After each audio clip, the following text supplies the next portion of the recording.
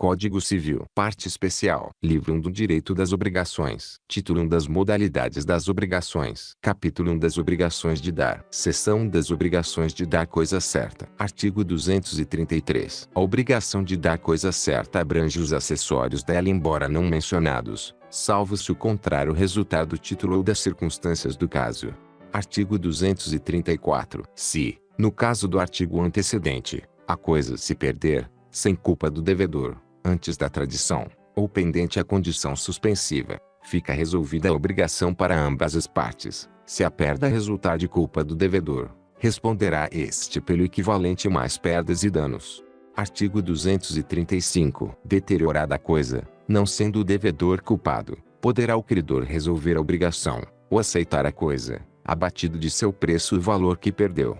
Artigo 236. Sendo culpado o devedor, poderá o credor exigir o equivalente, ou aceitar a coisa no estado em que se acha, com direito a reclamar, em um ou em outro caso, indenização das perdas e danos. Artigo 237. Até a tradição pertence ao devedor a coisa, com os seus melhoramentos e acrescidos, pelos quais poderá exigir aumento no preço. Se o credor não anuir, poderá o devedor resolver a obrigação.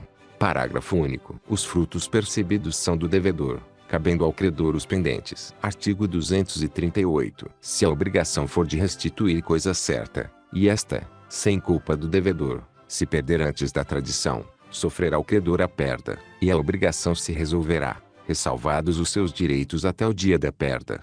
Artigo 239. Se a coisa se perder por culpa do devedor, responderá este pelo equivalente, mais perdas e danos. Artigo 240. Se a coisa restituível se deteriorar sem culpa do devedor, recebê-la ao credor, tal qual se ache, sem direito à indenização, se por culpa do devedor, observar-se-á o disposto no artigo 239.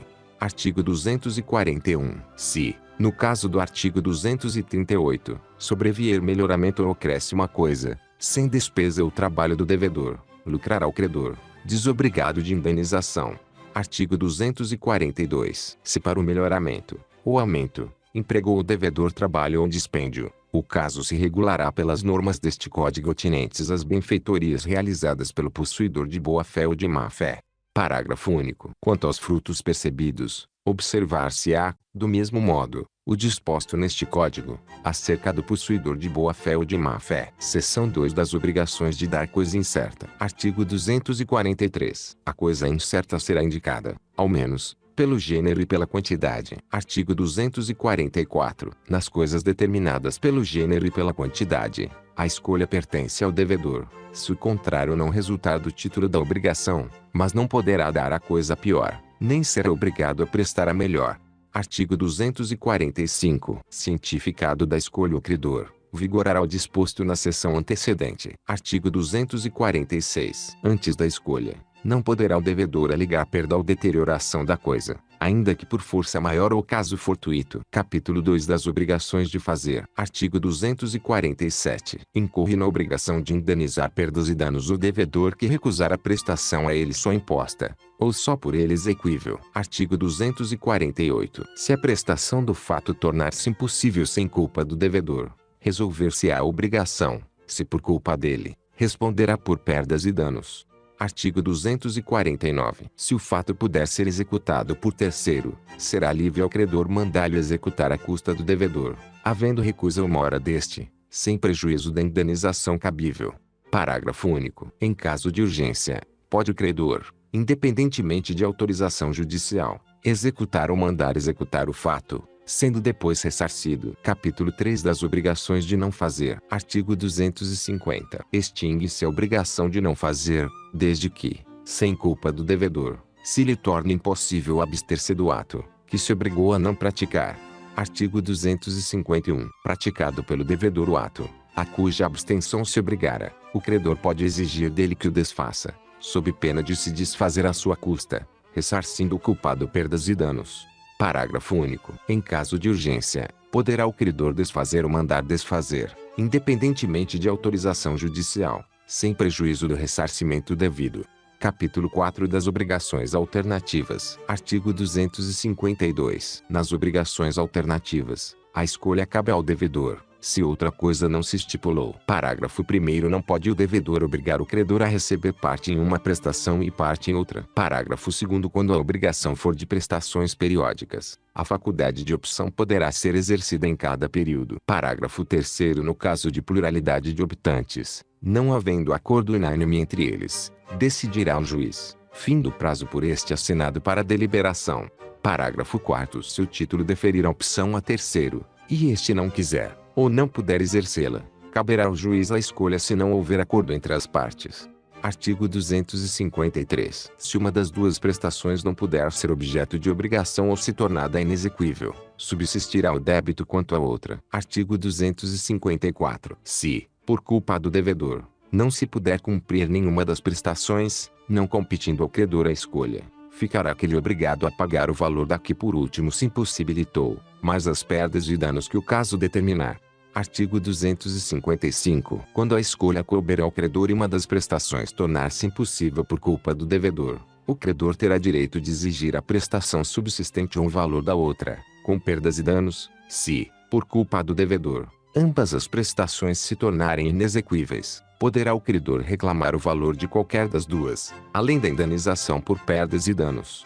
Artigo 256. Se todas as prestações se tornarem impossíveis sem culpa do devedor, extinguir-se-á a obrigação. Capítulo 5 das obrigações divisíveis e indivisíveis. Artigo 257. Havendo mais de um devedor ou mais de um credor em obrigação divisível, esta presume-se dividida em tantas obrigações, iguais e distintas, quantos os credores ou devedores. Artigo 258. A obrigação é indivisível quando a prestação tem por objeto uma coisa ou um fato não suscetíveis de divisão, por sua natureza, por motivos de ordem econômica, ou dada a razão determinante do negócio jurídico.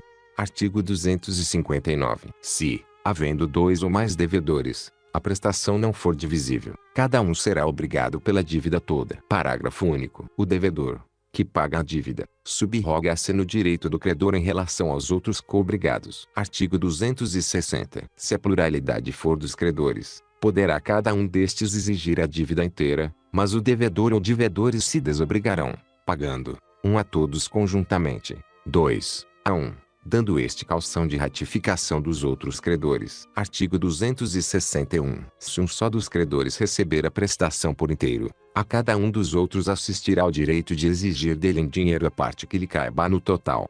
Artigo 262. Se um dos credores remitir a dívida, a obrigação não ficará extinta para com os outros, mas estes só a poderão exigir, descontada a cota do credor remitente. Parágrafo único. O mesmo critério se observará no caso de transação, novação, compensação ou confusão. Artigo 263. Perde a qualidade de indivisível a obrigação que se resolver em perdas e danos. Parágrafo 1º. Se, para efeito do disposto neste artigo, houver culpa de todos os devedores, responderão todos por partes iguais. Parágrafo 2º. Se for de um só a culpa, ficarão exonerados os outros, respondendo só esse pelas perdas e danos. Capítulo 6 das obrigações solidárias. Seção Disposições Gerais. Artigo 264. A solidariedade, quando na mesma obrigação concorre mais de um credor, ou mais de um devedor, cada um com direito, ou obrigado, à dívida toda. Artigo 265. A solidariedade não se presume, resulta da lei ou da vontade das partes. Artigo 266. A obrigação solidária pode ser pura e simples para um dos co-credores ou co-devedores, e condicional, ou a prazo, ou pagável em lugar diferente, para o outro. Seção 2 da solidariedade ativa. Artigo 267. Cada um dos credores solidários tem direito a exigir do devedor o cumprimento da prestação por inteiro. Artigo 268. Enquanto alguns dos credores solidários não demandarem o devedor comum, a qualquer daqueles poderá este pagar. Artigo 269. O pagamento feito a um dos credores solidários extingue a dívida até o montante do que foi pago. Artigo 270. Se um dos credores solidários falecer deixando herdeiros, cada um destes só terá direito a exigir e receber a cota do crédito que corresponder ao seu quinhão hereditário, salvo se a obrigação for indivisível.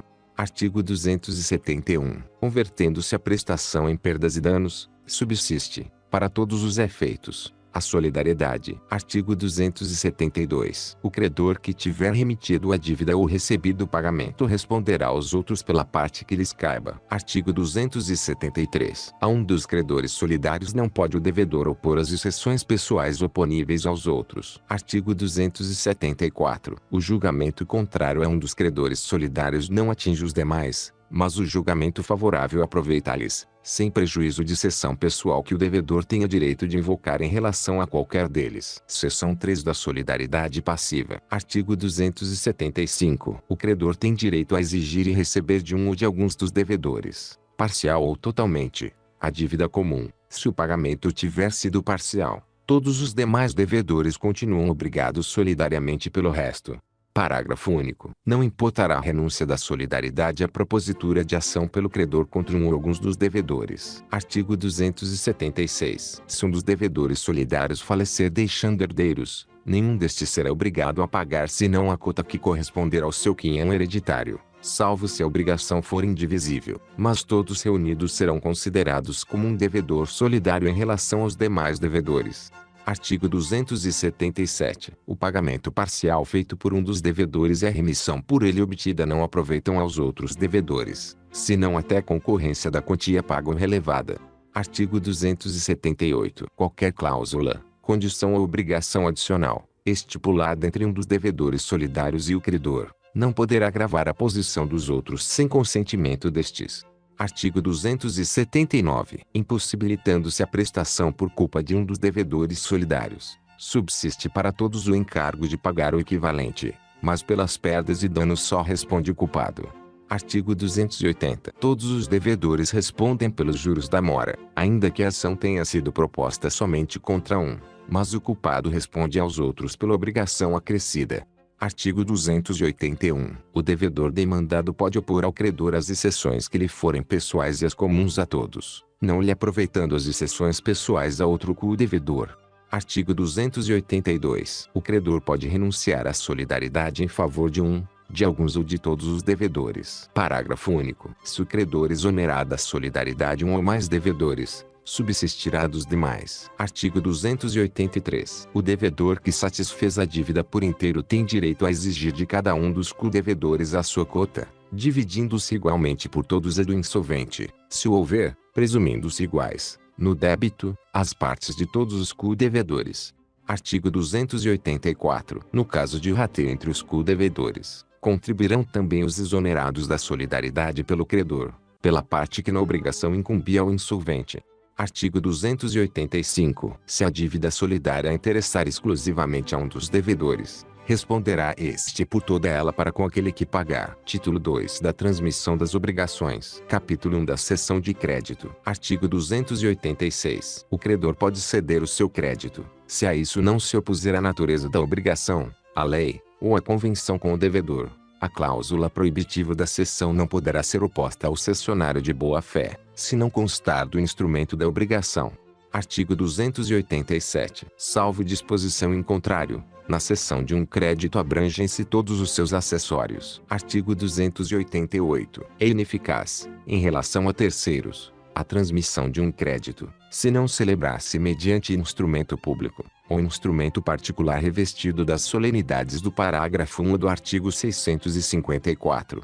Artigo 289. O cessionário de crédito hipotecário tem o direito de fazer averbar a cessão no registro do imóvel. Artigo 290. A cessão do crédito não tem eficácia em relação ao devedor, senão quando este notificada, mas por notificado se tem o devedor que, em escrito público ou particular, se declarou ciente cessão feita. Artigo 291. Ocorrendo várias cessões do mesmo crédito, prevalece a que a se completar com a tradição do título do crédito cedido. Artigo 292. Fica desobrigado o devedor que, antes de ter conhecimento da cessão, paga ao credor primitivo, ou que, no caso de mais de uma cessão notificada, paga ao cessionário que lhe apresenta, com o título de cessão, o da obrigação cedida. Quando o crédito constar de escritura pública, prevalecerá a prioridade da notificação. Artigo 293. Independentemente do conhecimento da cessão pelo devedor, pode o cessionário exercer os atos conservatórios do direito cedido. Artigo 294. O devedor pode opor ao cessionário as exceções que lhe competirem, bem como as que, no momento em que veio a ter conhecimento da cessão, tinha contra o cedente. Artigo 295. Na cessão por título oneroso, o cedente, ainda que não se responsabilize, fica responsável ao cessionário pela existência do crédito ao tempo em que lhe cedeu. A mesma responsabilidade lhe cabe nas cessões por título gratuito, se tiver procedido de má-fé. Artigo 296. Salvo estipulação em contrário, o cedente não responde pela solvência do devedor. Artigo 297. O cedente, responsável ao cessionário pela solvência do devedor, não responde por mais do que daquele recebeu, com os respectivos juros, mas tem de ressarcir-lhe as despesas da cessão e as que o cessionário houver feito com a cobrança. Artigo 298. O crédito, uma vez penhorado, não pode mais ser transferido pelo credor que tiver conhecimento da penhora, mas o devedor que o pagar, não tendo notificação dela, fica exonerado, subsistindo somente contra o credor os direitos de terceiro. Capítulo 2 da assunção de dívida. Artigo 299. É facultado ao terceiro assumir obrigação do devedor, com o consentimento expresso do credor, ficando exonerado o devedor primitivo, salvo se aquele, ao tempo da assunção, era insolvente e o credor o ignorava. Parágrafo único. Qualquer das partes pode assinar prazo ao credor para que consinta na assunção da dívida, interpretando-se o seu silêncio como recusa. Artigo 300. Salvo assentimento expresso do devedor primitivo, consideram-se extintas, a partir da assunção da dívida, as garantias especiais por ele originariamente dadas ao credor. Artigo 301. Se a substituição do devedor vier a ser anulada, restaura-se o débito, com todas as suas garantias, salvo as garantias prestadas por terceiros, exceto se se conhecia o vício que inquinava a obrigação. Artigo 302. O novo devedor não pode opor ao credor as exceções pessoais que competiam ao devedor primitivo. Artigo 303. O adquirente de imóvel hipotecado pode tomar a seu cargo o pagamento do crédito garantido, se o credor, notificado, não impugnar em 30 dias a transferência do débito, entender-se-á dado o assentimento. Título 3 do Adimplemento e Extinção das Obrigações. Capítulo 1 do Pagamento. Seção de quem deve pagar. Artigo 304. Qualquer interessado na extinção da dívida pode pagá-la, usando, se o credor se opuser, dos meios conducentes à exoneração do devedor. Parágrafo único. Igual direito cabe ao terceiro não interessado, se o fizer em nome e à conta do devedor, salvo oposição deste. Artigo 305. O terceiro não interessado, que paga a dívida em seu próprio nome, tem direito a reembolsar-se do que pagar, mas não se subroga nos direitos do credor. Parágrafo único. Se pagar antes de vencida a dívida, só terá direito ao reembolso no vencimento. Artigo 306. O pagamento feito por terceiro, com desconhecimento ou oposição do devedor, não obriga a reembolsar aquele que pagou, se o devedor tinha meios para elidir a ação. Artigo 307. Só terá eficácia o pagamento que importar transmissão da propriedade, quando feito por quem possa alienar o objeto em que ele consistiu. Parágrafo único. Se se der em pagamento coisa fungível, não se poderá mais reclamar do credor que, de boa fé, a recebeu e consumiu, ainda que o solvente não tivesse o direito de aliená-la. Seção 2 daqueles a quem se deve pagar. Artigo 308. O pagamento deve ser feito ao credor ou a quem de direito represente, sob pena de só valer depois de por ele ratificado, ou tanto quanto reverter em seu proveito. Artigo 309. O pagamento feito de boa-fé ao credor putativo é válido, ainda provado depois que não era credor. Artigo 310. Não vale o pagamento cientemente feito ao credor incapaz de quitar, se o devedor não provar que em benefício dele efetivamente reverteu. Artigo 311. Considera-se autorizado a receber o pagamento o portador da quitação, salvo se as circunstâncias contrariarem a presunção daí resultante. Artigo 312. Se o devedor pagar ao credor, apesar de intimado da penhora feita sobre o crédito, ou da impugnação a ele oposta por terceiros, o pagamento não valerá contra estes, que poderão constranger o devedor a pagar de novo, ficando-lhe ressalvado o regresso contra o credor. Seção 3 do objeto do pagamento e sua prova. Artigo 313. O credor não é obrigado a receber prestação diversa daquele a devida, ainda que mais valiosa. Artigo 314. Ainda que a obrigação tenha por objeto prestação divisível, não pode o credor ser obrigado a receber, nem o devedor a pagar, por partes, se assim não se ajustou. Artigo 315. As dívidas em dinheiro deverão ser pagas no vencimento, em moeda corrente pelo valor nominal, salvo o disposto nos artigos subsequentes. Artigo 316. É lícito convencionar o aumento progressivo de prestações sucessivas. Artigo 317. Quando, por motivos imprevisíveis, sobrevier desproporção manifesta entre o valor da prestação devida e o do momento de sua execução, poderá o juiz corrigi-lo, a pedido da parte, de modo que assegure, quanto possível, o valor real da prestação. Artigo 318. São nulas as convenções de pagamento em ouro ou em moeda estrangeira, bem como para compensar a diferença entre o valor desta e o da moeda nacional, excetuados os casos previstos na legislação especial. Artigo 319. O devedor que paga tem direito à quitação regular, e pode reter o pagamento, enquanto não lhe seja dada. Artigo 320. A quitação, que sempre poderá ser dada por instrumento particular, designará o valor e a espécie da dívida quitada, o nome do devedor, ou quem por este pagou, o tempo e o lugar do pagamento, com a assinatura do credor, ou do seu representante. Parágrafo único. Ainda sem os requisitos estabelecidos neste artigo valerá a quitação, se de seus termos ou das circunstâncias resultar haver sido paga a dívida. Artigo 321. Nos débitos, cuja quitação consista na devolução do título, perdido este, poderá o devedor exigir, retendo o pagamento, declaração do credor que inutilize o título desaparecido. Artigo 322. Quando o pagamento for em cotas periódicas, a quitação da última estabelece, até prova em contrário, a presunção de estarem solvidas as anteriores.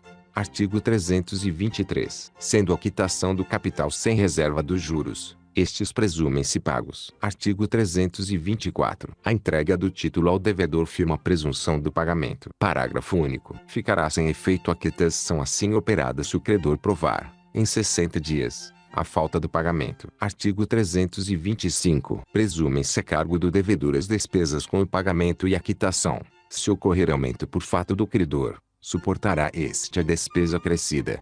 Artigo 326. Se o pagamento se houver de fazer por medida, ou peso, entender-se-á, no silêncio das partes, que aceitaram os do lugar da execução. Seção 4 do lugar do pagamento. Artigo 327. Efetuar-se-á o pagamento no domicílio do devedor, salvo se as partes convencionarem diversamente, ou se o contrário resultar da lei, da natureza da obrigação ou das circunstâncias.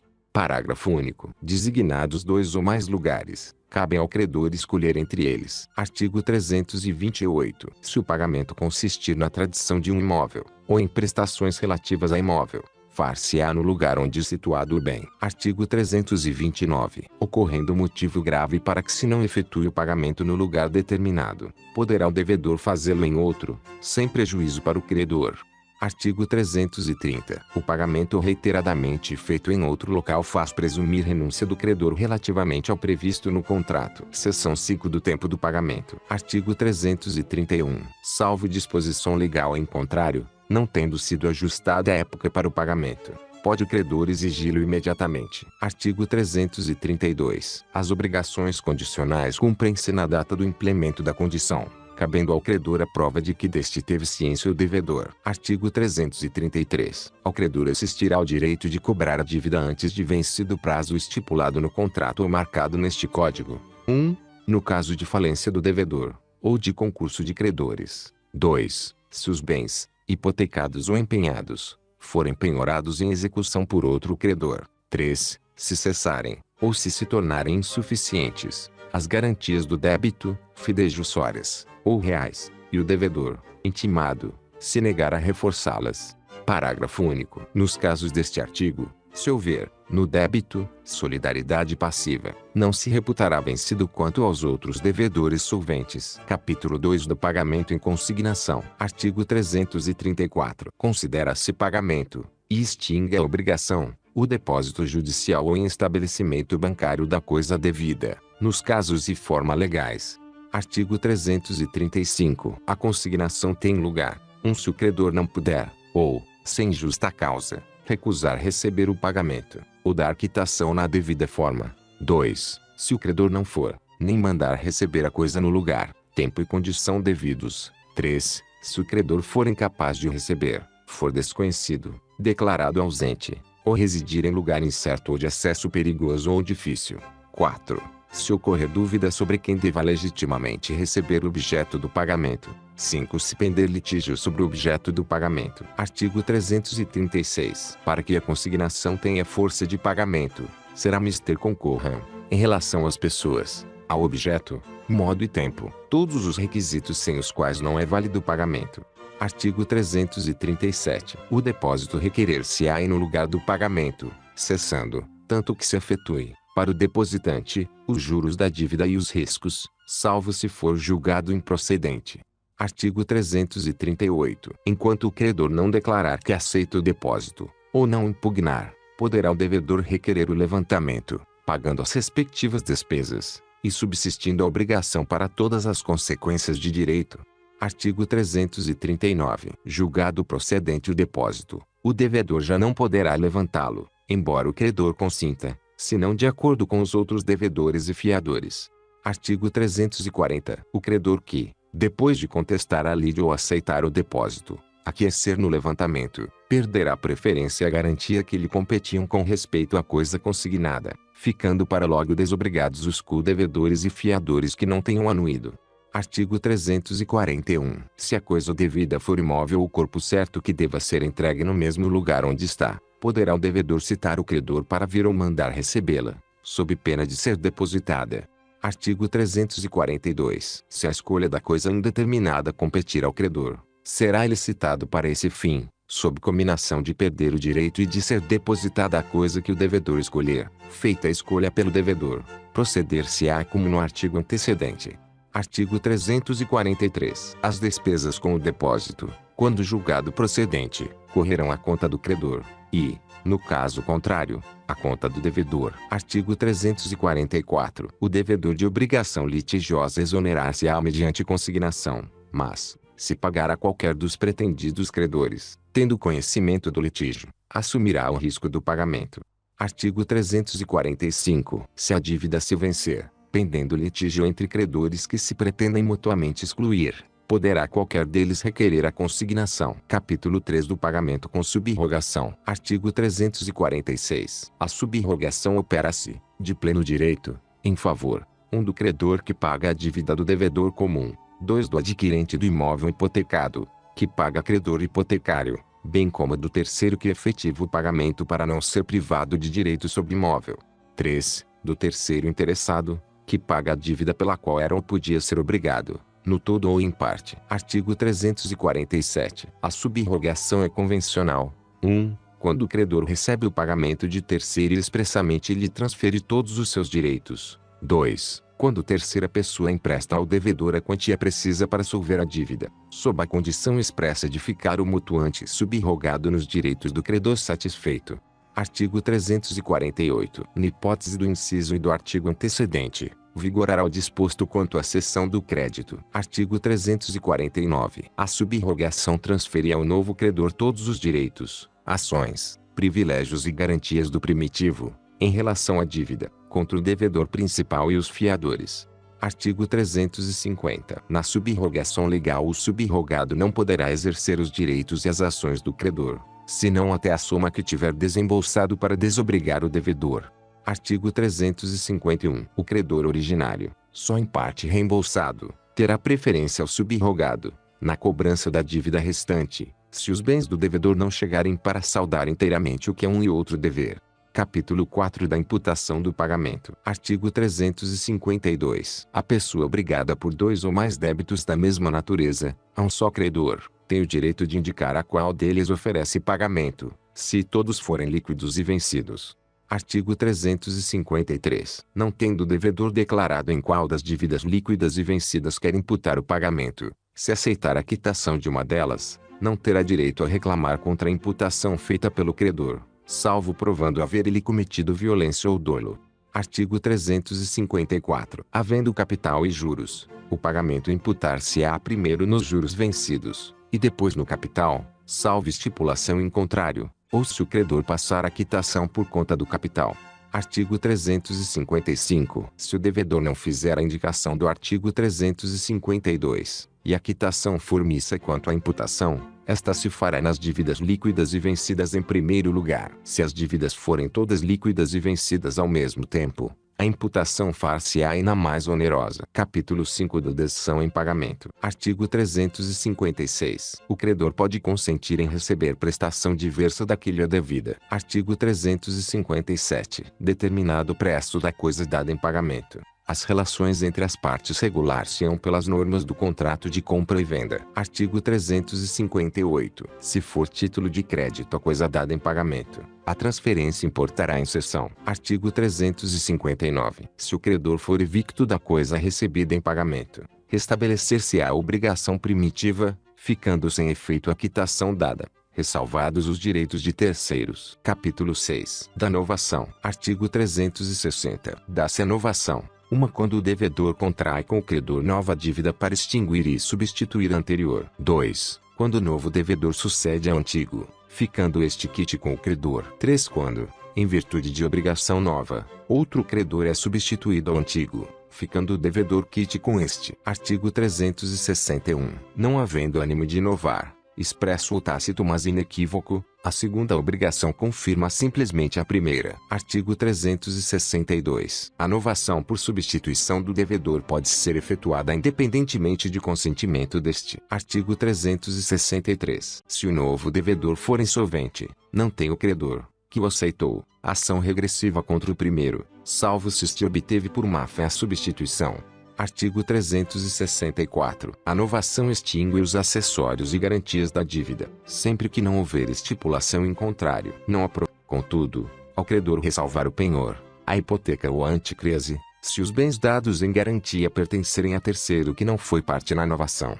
Artigo 365. Operada a novação entre o credor e um dos devedores solidários, somente sobre os bens do que contrair a nova obrigação subsistem as preferências e garantias do crédito inovado. Os outros devedores solidários ficam por esse fato exonerados. Artigo 366. Importa a exoneração do fiador a novação feita sem seu consenso com o devedor principal. Artigo 367. Salvo as obrigações simplesmente anuláveis, não podem ser objeto de inovação obrigações nulas ou extintas. Capítulo 7 da compensação. Artigo 368. Se duas pessoas forem ao mesmo tempo credor e devedor uma da outra, as duas obrigações extinguem-se, até onde se compensarem. Artigo 369. A compensação efetua-se entre dívidas líquidas, vencidas e de coisas. Artigo 370. Embora sejam do mesmo gênero as coisas fungíveis, objeto das duas prestações, não se compensarão,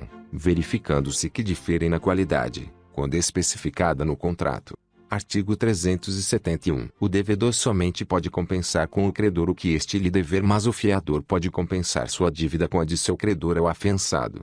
Artigo 372. Os prazos de favor, embora consagrados pelo uso geral, não obstam a compensação. Artigo 373. A diferença de causa nas dívidas não impede a compensação, exceto: 1. Se provier de esbulho, furto ou roubo. 2. Se uma se originar de comodato, depósito ou alimentos. 3. Se uma for de coisa não suscetível de penhora. Artigo 375. Não haverá compensação quando as partes, por mútuo acordo, a excluírem, ou no caso de renúncia prévia de uma delas. Artigo 376. Obrigando-se por terceiro uma pessoa, não pode compensar essa dívida com a que o credor dele lhe dever. Artigo 377. O devedor que, notificado, nada opõe à cessão que o credor faz a terceiros dos seus direitos, não pode opor ao cessionário a compensação, que antes da cessão teria podido opor ao cedente. Se, porém, a cessão lhe não tiver sido notificada,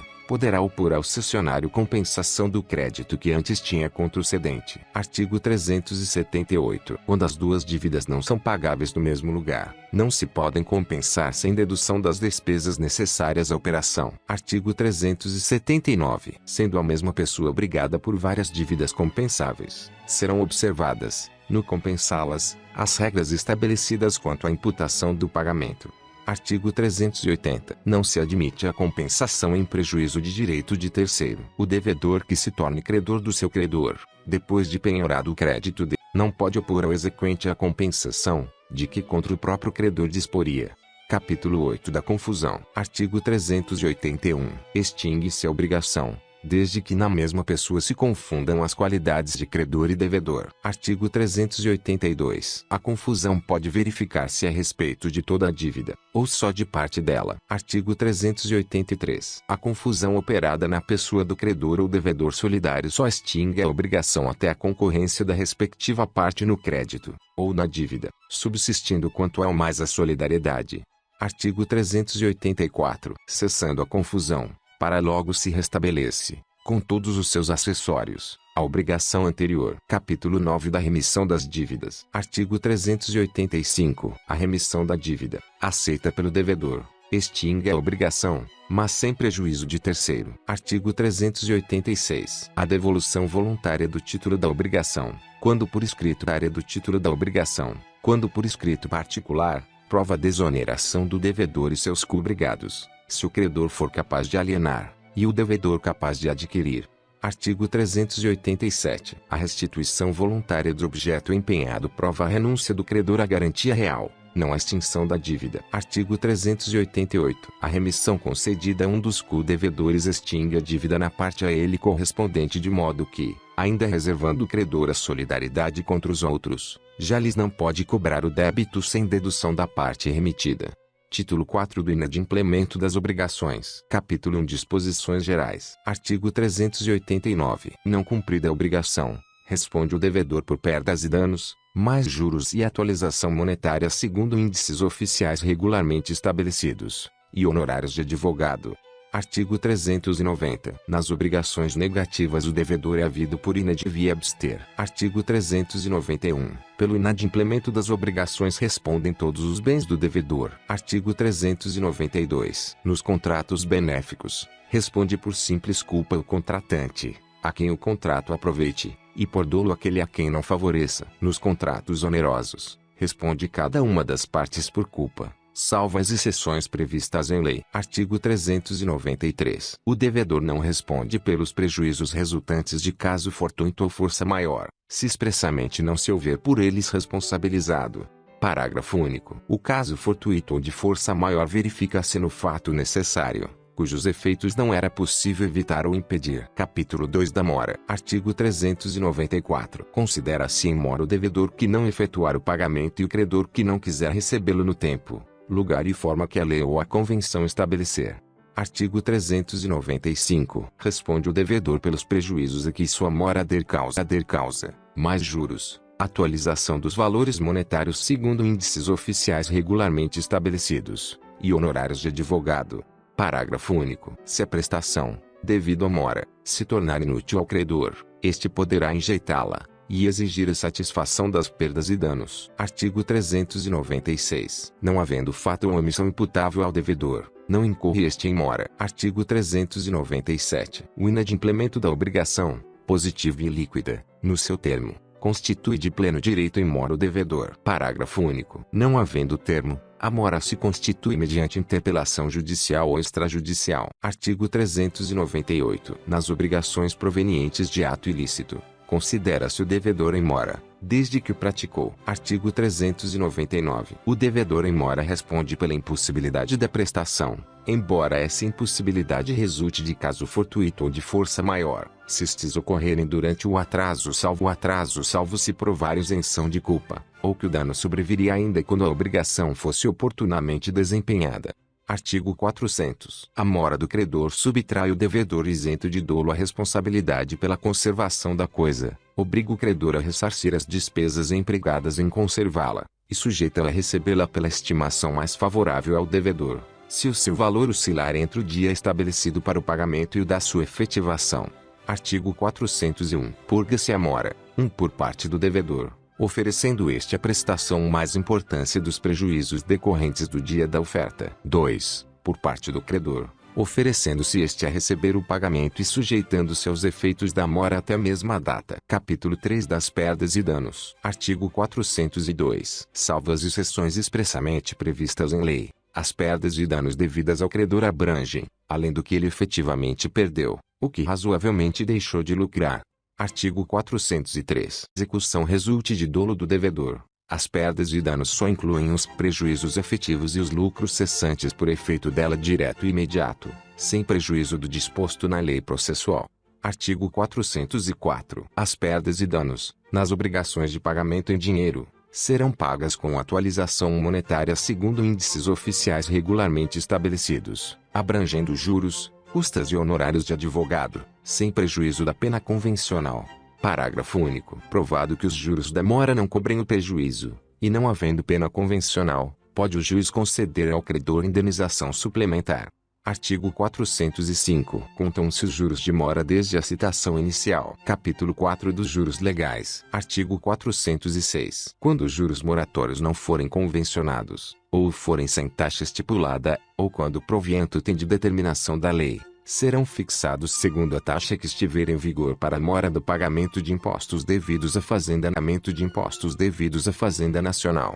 Artigo 407. Ainda que se não alegue prejuízo, é obrigado o devedor aos juros da mora que se contarão assim as dívidas em dinheiro, como as prestações de outra natureza, uma vez que lhes esteja fixado o valor pecuniário por sentença judicial, arbitramento, ou acordo entre as partes. Capítulo 5 da Cláusula Penal. Artigo 408. Incorre de pleno direito o devedor na cláusula penal, desde que, culposamente, deixe de cumprir a obrigação ou se constitua em mora. Artigo 409. A cláusula penal estipulada conjuntamente com a obrigação, ou em ato posterior, pode referir-se à inexecução completa da obrigação, a de alguma cláusula especial ou simplesmente à mora.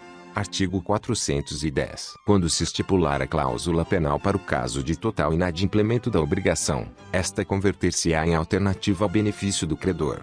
Artigo 411. Quando se estipular a caso de mora, ou insegurança especial de outra cláusula determinada, terá o credor o arbítrio de exigir a satisfação da pena cominada, juntamente com o desempenho da obrigação principal. Artigo 412. O valor da cominação imposta na cláusula penal não pode exceder o da obrigação principal. Artigo 413. A penalidade deve ser reduzida equitativamente pelo juiz se a obrigação principal tiver sido cumprida em parte, ou se o montante da penalidade for manifestamente excessivo, tendo-se em vista a natureza e a finalidade do negócio.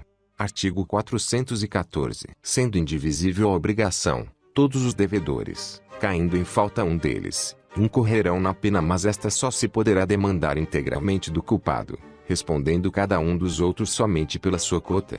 Parágrafo único. Aos não culpados fica reservada a ação regressiva contra aquele que deu causa à aplicação da pena. Artigo 415. Quando a obrigação for divisível, só incorre na pena o devedor ou o herdeiro do devedor que infringir, e proporcionalmente a sua parte na obrigação.